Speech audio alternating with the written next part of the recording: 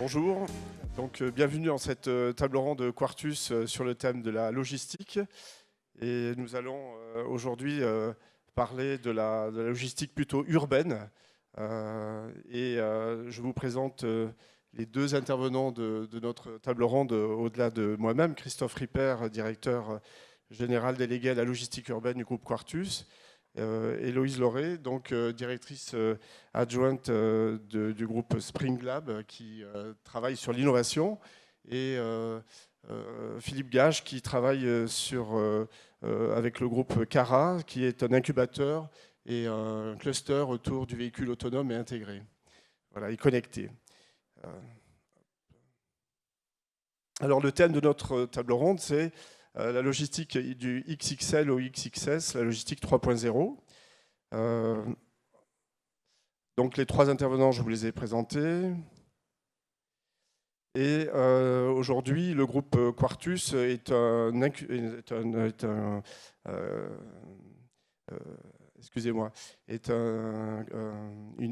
promoteur qui conçoit et réalise une urbanité répondant aux nouveaux usages.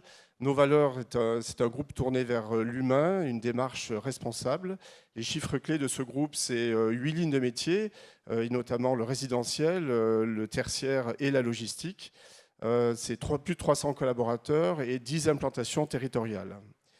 Alors, aujourd'hui, le thème sur la logistique, je vous le disais, la logistique, c'est quoi? C'est l'optimisation des flux d'informations et les flux de matière.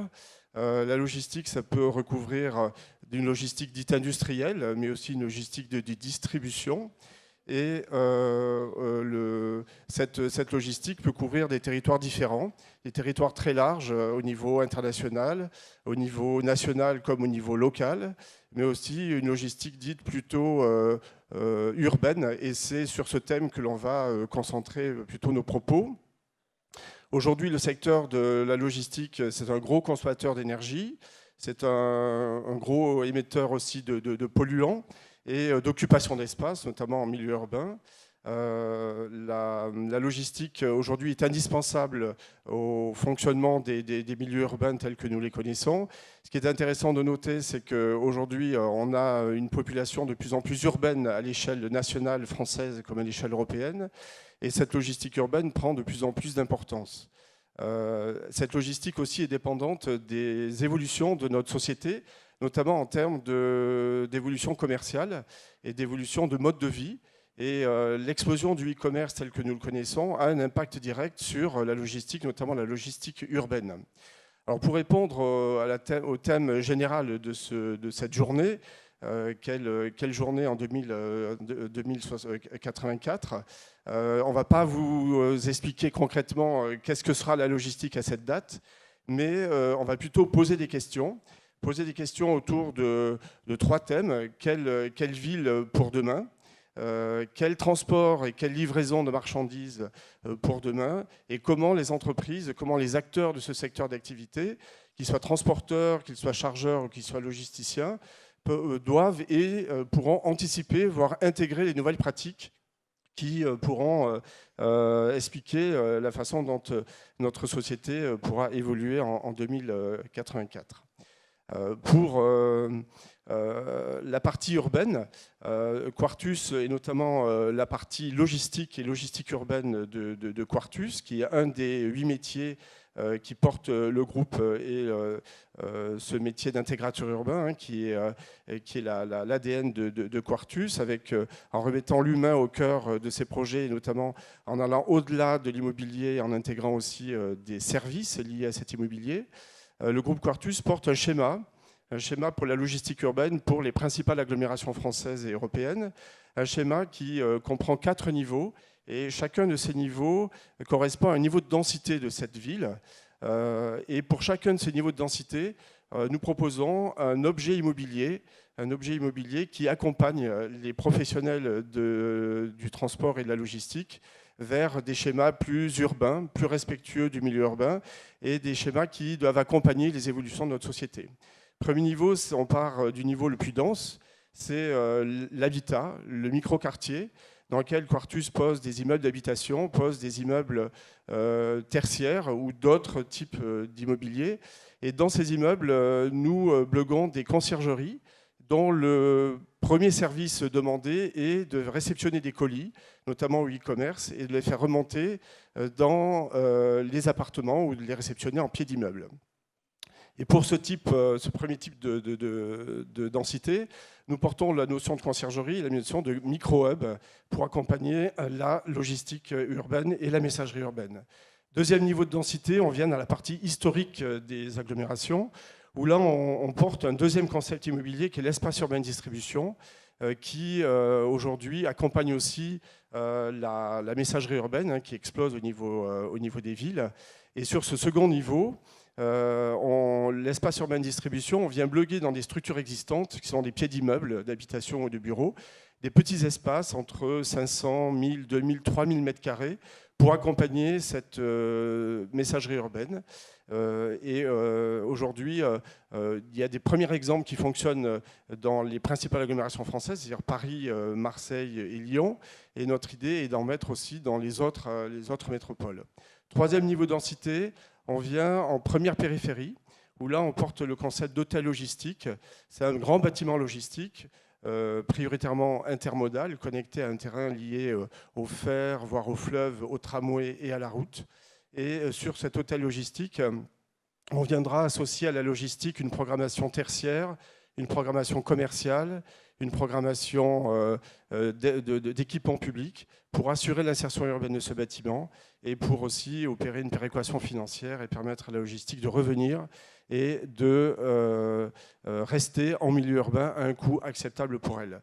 Dernier niveau, on est au niveau du bassin logistique. Donc là, on rejoint le XXL.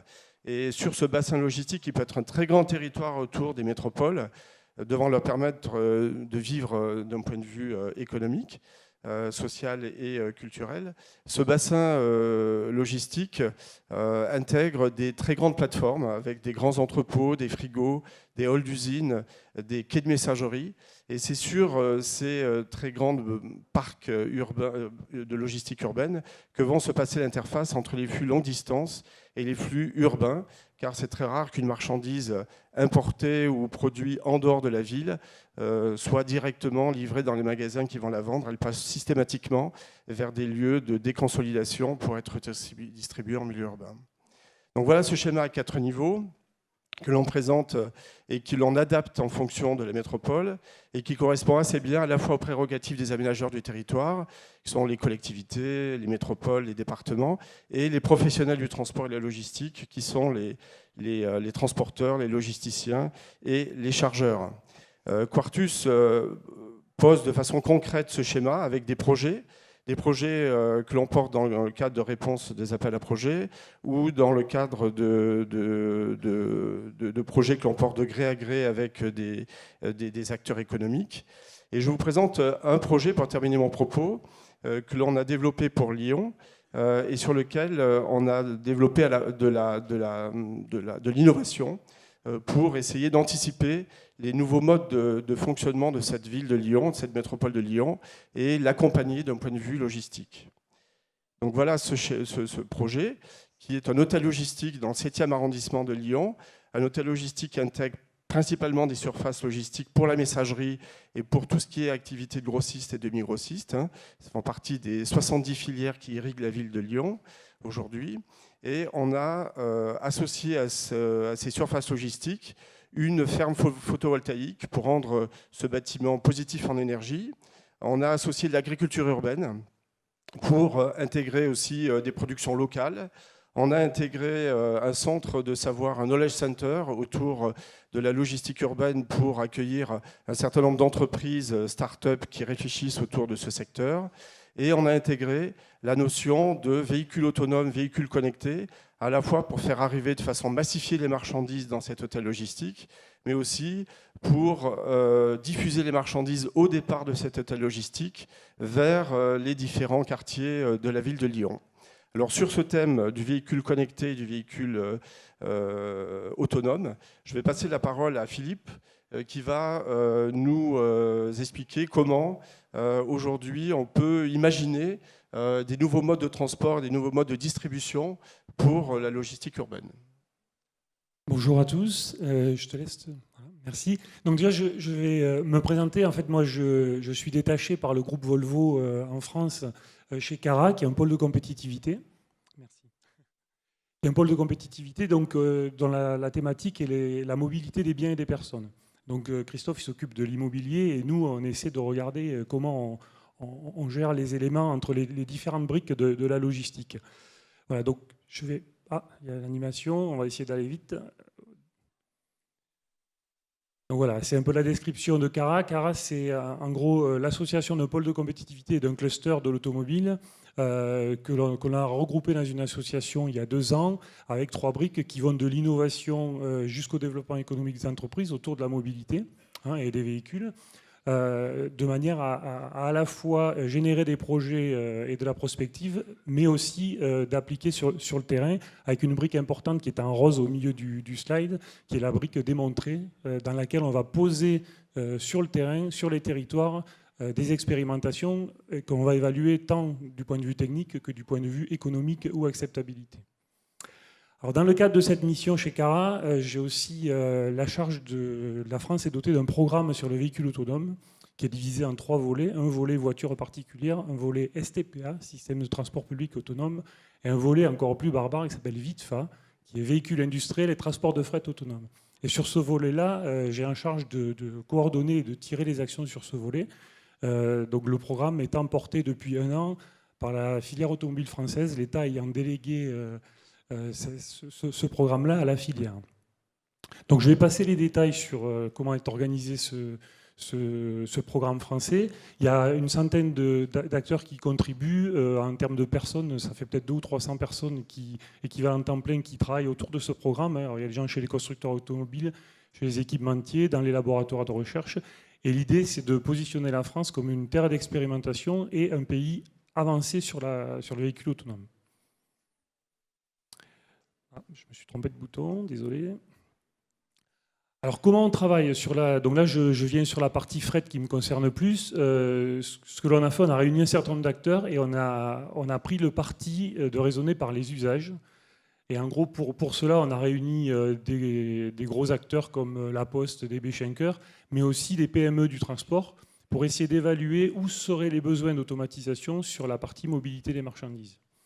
Et on a dégagé en gros 3 gros thèmes qui vont surprendre personne. Il y a le transport longue distance, soit route, autoroute. Il y a ce qu'on appelle les work zones, les zones fermées. Et puis la logistique urbaine, qui est sûrement le sujet le plus intéressant. Et vous avez en bas à gauche un petit peu la feuille de route où on imagine les délais d'arrivée de ces véhicules sur la route. Alors après... Dans ces ateliers, on a essayé de se faire accompagner par une entreprise, qui a fait une jeune start-up qui s'appelle Wallis, qui fait de la facilitation graphique. Donc vous avez quelques exemples de comment elle a un peu sketché les réflexions. Et en gros, sur la partie urbaine, on a beaucoup de réflexions sur les contenants, c'est-à-dire comment on rend les contenants emboîtables les uns avec les autres et surtout autonomes. C'est-à-dire comment le contenant il va pouvoir se diriger tout seul, soit du véhicule vers le lieu de livraison, soit mieux de l'entrepôt logistique déporté ou en ville vers le magasin ou le lieu de livraison. Voilà, donc je ne vais pas décrire tous les cas d'usage dans le détail parce que j'ai une horloge qui me stresse un peu sur le délai. Le deuxième cas qui est intéressant, c'est les navettes autonomes sur des circuits récurrents. C'est-à-dire l'idée, c'est d'avoir un circuit avec des véhicules autonomes sur des sites propres, un peu comme les couloirs de bus, qui peuvent rayonner et réapprovisionner soit des espaces logistiques urbains, soit des plus petits véhicules qui vont aller livrer le dernier mètre ou le dernier kilomètre. Alors donc ça, pour l'essence, c'est des jolis dessins, ça fait éventuellement rêver. Donc là, juste un petit mot, mais qui n'est pas le sujet du jour, sur la moyenne et longue distance, où là, on vise plutôt la sécurité, notamment dans les infrastructures un peu complexes comme le tunnel du Mont-Blanc, le viaduc de Millau, etc., où l'infrastructure pourrait un peu gérer le véhicule lors de la traversée. Donc le dernier mot là-dessus, c'est que bon là il y a quelques dessins. Il faut savoir qu'en 2019, il y a un projet lancé par l'État d'expérimentation et qu'on aura pas mal de véhicules qui vont rouler, notamment sur Lyon et sur Montpellier, avec des petits robots livreurs qui vont commencer par suivre le livreur en autonome, et puis après, de plus en plus, sur les 2, 3, 4 ans à venir, devenir de plus en plus autonome pour pouvoir notamment récupérer vos courses au supermarché et les amener jusque chez vous. Voilà, Merci Philippe. Ok, merci Philippe. Nous, chez Quartus, ce qui est sûr, c'est qu'on se pose la question dès maintenant sur les immeubles logistiques et les surfaces logistiques que l'on développe en milieu urbain, pour savoir comment aujourd'hui les aménager pour que dès demain, on puisse intégrer l'arrivée de véhicules autonomes et connectés dans ces lieux de logistique urbaine. Alors, sur cette innovation liée spécifiquement aux véhicules autonomes et connectés, sur les autres innovations, Héloïse, la question que moi j'ai, c'est comment les entreprises, qu'elles soient petites, moyennes ou grandes, liées à la logistique, les chargeurs ou les transporteurs, peuvent-ils intégrer dans leur développement et dans leur vie quotidienne cette notion d'innovation pour anticiper les nouvelles pratiques de notre société ? Alors effectivement, on l'a vu, il y a des gros enjeux liés à la logistique urbaine et souvent ces acteurs viennent nous voir. Nous, on est un petit cabinet de conseil en innovation et on accompagne les moyens et les grands groupes dans leur processus de transformation et d'innovation. Et ils nous disent, OK, mais concrètement, comment j'y vais ? J'ai compris que le monde a changé, j'ai compris qu'il y a des enjeux majeurs, mais je ne sais pas comment amener mon entreprise dans ce processus de transformation. Et alors moi, j'ai un leitmotiv encore et encore et encore, c'est l'innovation, ça ne s'improvise pas, ça s'organise. Pourquoi ? Parce qu'aujourd'hui, les entreprises, quelles qu'elles soient, dans la logistique urbaine meilleure, elles font face à 3 enjeux majeurs. Des enjeux de modèle, tu en as beaucoup parlé. Dans la logistique urbaine, quand on regarde les problèmes d'environnement, les modèles qui viennent challenger la logistique urbaine, comment je fais face à l'évolution des usages et des modes de consommation dans un environnement de contraint, comment je fais ça avec un impact le moins négatif possible sur la planète, comment j'intègre les nouvelles technologies et qu'est-ce que ça change dans ma façon de faire mon métier. Tout autant de questions qui parfois sont difficiles à répondre. Ces changements de modèle induisent des changements humains. Comment moi, acteur de la logistique urbaine, j'accompagne ce changement ? Mes collaborateurs de demain, c'est peut-être pas les collaborateurs. Mes collaborateurs d'hier ne sont peut-être pas les collaborateurs dont j'ai besoin de demain. Comment je les accompagne dans la transformation du métier ? Comment je recrute des nouveaux talents ? Et ces changements humains induisent des changements d'organisation. On a parfois affaire à des acteurs qui sont des PME, parfois à cheval entre le secteur public et le secteur privé, parfois des entreprises qui sont là depuis un moment sur des modèles un peu patriarcaux, peut-être un peu d'anciens modèles. Comment je change mon organisation ? Quelle gouvernance pour demain ? Alors, notre petite recette à nous, chez Spring Lab, c'est d'accompagner nos clients sur 5 grands piliers qui les aident à passer de l'idée de se transformer à l'action. La première brique, c'est le Inspire. Alors, la bonne nouvelle, c'est qu'on est en 2019. Si vous réfléchissez à vous transformer aujourd'hui, beaucoup d'autres sont passés par là avant vous. Et l'expression « ne pas réinventer la roue » n'a jamais été aussi valable qu'aujourd'hui. Ça commence par aller regarder ce que font les autres, dans votre secteur, mais pas que. Je peux vous donner des exemples de missions qu'on a faites. Pour M6, par exemple, qui réfléchissait à mettre en place un lieu d'innovation technologique et digitale, on a été rencontrer des acteurs dans tout un tas d'industries qui avaient fait la même chose. Comprendre concrètement qu'est-ce qu'il a fallu faire, qu'est-ce qui a marché, pas marché, quels étaient les facteurs clés de succès. Quand on a travaillé dans l'industrie du luxe, sur la digitalisation de ces métiers-là, on a été rencontrer des acteurs de l'industrie du luxe, mais dans des secteurs complètement différents, pour aller s'inspirer. Donc la question, c'est comment est-ce que vous accompagnez ce changement en faisant comprendre à vos collaborateurs ces tendances-là, on allait regarder ce qui se passe à l'extérieur. La deuxième brique, c'est le stretch. C'est une partie souvent qu'on sous-estime. Comment, quand je décide de me transformer, je commence par regarder ce qui se passe, je fais un diagnostic de ma situation, où est-ce que je veux aller, d'aligner toutes mes parties prenantes sur où je veux aller. Et il y a quand même des questions importantes à se poser. Est-ce que je veux innover pour survivre ou est-ce que je veux innover pour gagner ? À partir de... la réponse va conditionner beaucoup ce que je vais faire derrière. Une autre question qu'il faut se poser, c'est qu'est-ce que je suis prêt à let go ? Qu'est-ce que je suis prêt à sacrifier dans ce processus de transformation ? Et ça, c'est des sujets qui sont fondamentaux. La créativité, c'est bien, imaginer ce que je vais faire demain, mais se poser la question de ce que je suis prêt à sacrifier, c'est souvent un passage que les entreprises ratent. Et puis, bien sûr, l'exemplarité. Si vous êtes des leaders d'aujourd'hui dans le secteur de la logistique urbaine, dans quelle mesure est-ce que vous-même, à titre individuel, vous êtes prêt à montrer l'exemple sur cette voie de faire autrement ? La troisième, c'est Accelerate, c'est là où on commence à faire. Je me suis inspirée, j'ai compris les grands enjeux, les impacts dans mon domaine. J'ai regardé où j'en étais, je me suis alignée sur ma vision avec mes parties prenantes. Et maintenant, il faut y aller, il faut trouver des chantiers qui soient clairs, actionnables, précis. Et dans cette partie-là, il y a aussi des choses à pas rater. On veut faire ça de manière très multidisciplinaire. Je travaille dans la logistique urbaine. Est-ce que je suis assurée d'avoir tous les acteurs de la chaîne de valeur pour réfléchir avec moi aux enjeux de demain et pour construire avec moi les projets de demain? Est-ce que je suis entourée de tous les acteurs, même en dehors de mon entreprise? Est-ce que j'ai les startups qui vont bien? Est-ce que j'ai les experts qui vont bien? Peut-être qu'il faut que je fasse venir des gens qui ne sont pas dans la logistique urbaine, mais qui ont été confrontés aux mêmes enjeux et qui viennent co-créer avec moi. Et ça permet de passer de l'idée au projet et du projet au business, puisqu'à la fin des fins, on cherche à générer des nouveaux revenus. Une fois qu'on a fait ça, eh ben, ça s'accompagne à l'intérieur de l'entreprise. J'en ai parlé tout à l'heure, le monde change, les usages. Il y a eu un super opening tout à l'heure de quelqu'un de chez Assess First, je ne sais pas si vous avez eu la chance de le voir, qui parlait du recrutement de demain. C'est très vrai dans les secteurs de la logistique urbaine. Les métiers vont se transformer de manière radicale. Comment est-ce que, j'accompagne mes collaborateurs qui sont déjà là? Comment je les forme sur des nouveaux métiers? Et 2, comment je recrute les nouvelles expertises de demain? Et ça demande un peu de recul pour réfléchir à c'est quoi ces métiers, quelles sont les compétences derrière ces métiers, qui sont des compétences tout à fait nouvelles, ce qui veut dire aussi que ma façon de recruter, les endroits où je vais les recruter et les critères selon lesquels je recrute doivent être différents. Et puis, celui-ci, il est très important pour nous. Innover, ça ne se fera pas tout seul.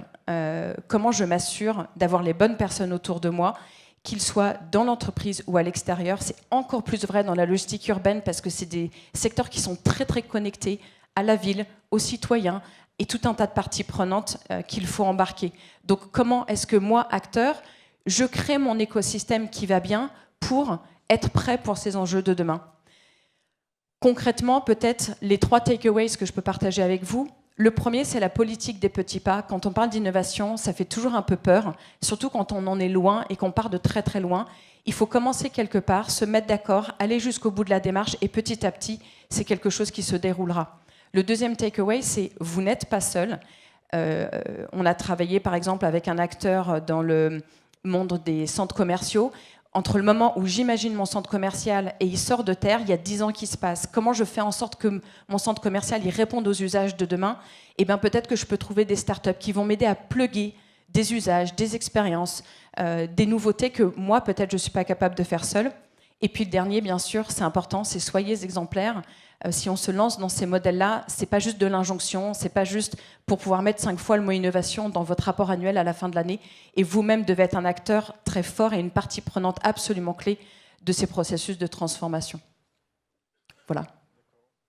Merci, merci Loïse, merci Philippe. Aujourd'hui, la logistique urbaine, c'est un secteur qui reste un secteur lié à l'innovation. Il y a beaucoup d'exemples, beaucoup de villes qui s'emparent de ce sujet d'un point de vue urbanistique, d'un point de vue déplacement aussi des marchandises. Il y a beaucoup de choses qui restent à faire. On voit qu'il y a des grosses innovations, des grosses avancées sur la partie organisationnelle, mais aussi sur la partie technique. Et c'est assez intéressant. Alors aujourd'hui, on en est qu'au début de la logistique urbaine. Il y a encore plein de choses à inventer. Et on va passer aux questions, si vous avez des questions par rapport à ce thème.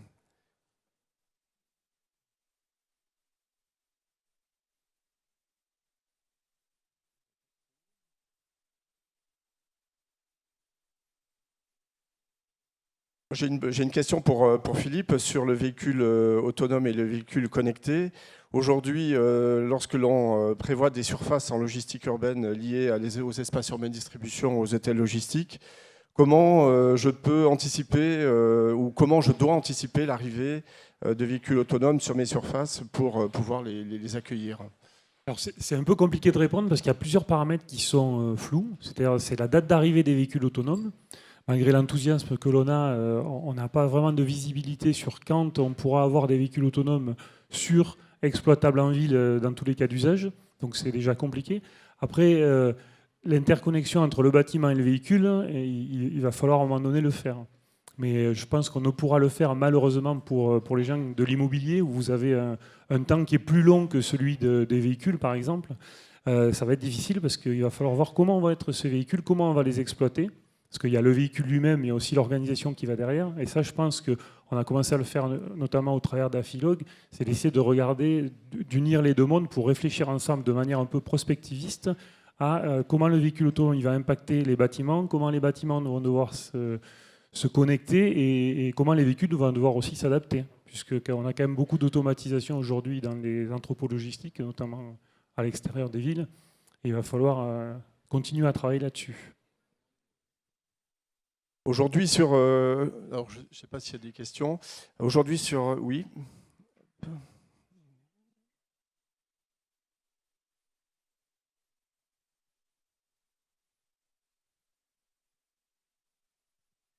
Bonjour.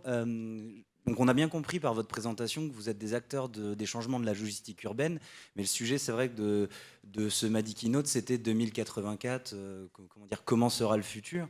Comment vous pensez que ces changements de consommation de la part de nous, des citoyens, va impacter l'avenir? Je pense notamment, vous avez parlé en fin de présentation des centres commerciaux. Comment peuvent s'opposer ces nouveaux lieux de la logistique urbaine, ce e-commerce et ces lieux de centres commerciaux et de commerce en général? Alors sur la partie logistique urbaine que moi je connais particulièrement pour y avoir travaillé en termes de recherche et aujourd'hui en termes d'immobilier, moi je pense que se projeter à 2084 en logistique urbaine, je pense qu'il y a un gros changement à regarder par rapport au flux. C'est que sera la ville de demain? Est-ce que ça sera comme aujourd'hui une ville qui sera principalement une ville où on consomme et on produit très peu? Donc il y a de très gros déséquilibres de flux entre ce qui rentre et ce qui sort des villes. Je pense qu'on ira vers des villes qui intégreront plus des lieux de production. Donc ça sera aussi des villes productives et on aura des matières différentes à transporter. On aura des façons de faire entrer les marchandises aussi de façon différente. Je pense aussi à l'intermodalité, c'est-à-dire que la logistique, c'est pas très compliqué à expliquer en termes de fonctionnement, mais c'est assez compliqué à faire fonctionner. Est-ce qu'on franchira le pas, en tout cas dans l'île française, d'aller vers la massification liée à l'intermodalité? Je pense au fer, je pense aux fleuves, qui ont des impacts environnementaux beaucoup moins importants que l'autoroute, pour faire entrer les marchandises de façon massifiée, ensuite les rééclater avec des véhicules adaptés. Je pense qu'on ira peut-être vers une atomisation des lieux de livraison, parce qu'on aura peut-être des magasins plus de proximité et moins des centres commerciaux de très très grande taille en périphérie.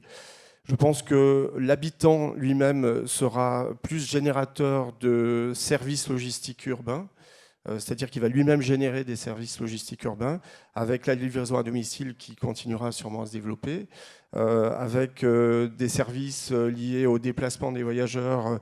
Lorsque vous partez en voyage, vous aurez peut-être plus avec vous vos bagages. Il y aura des services qui viendront vous transporter vos bagages de votre domicile jusqu'à vos lieux de destination. Je pense que la logistique urbaine sera impactée par ces changements de monde de vie. Juste deux mots pour clôturer la question, parce que c'est la dernière, a priori. Il y a deux tendances. Il y a la tendance du e-commerce qui fait qu'on veut tout de suite à domicile, livré en bas de chez nous. Et puis après, il y a une autre tendance qui est un peu le contraire de celle-ci, qui est de dire, finalement, je consomme local. Et notamment, il y a des métropoles, dont Montpellier, qui réfléchissent en termes de système, de comment ils arrivent à relier leur ville aux producteurs qui sont autour. Voilà, donc il y a un peu les deux tendances. Et puis après, pour finir, il y a un petit film qu'on n'a pas pu passer, là, mais qu'on peut trouver sur YouTube, notamment de Toyota, de e-Palette de Toyota, qui développe un concept, c'est pas les seuls, mais c'est le film le plus sympa à regarder, qui développe un peu un concept de livraison urbaine. Alors, ils regardent la marchandise et les personnes, mais je vous engage soit à passer sur le stand de Quartus. Soit à le chercher sur Internet. C'est assez intéressant, la vision prospectiviste qu'ils ont des villes. Je vous remercie, le temps est terminé et je vous remercie pour votre attention. Merci.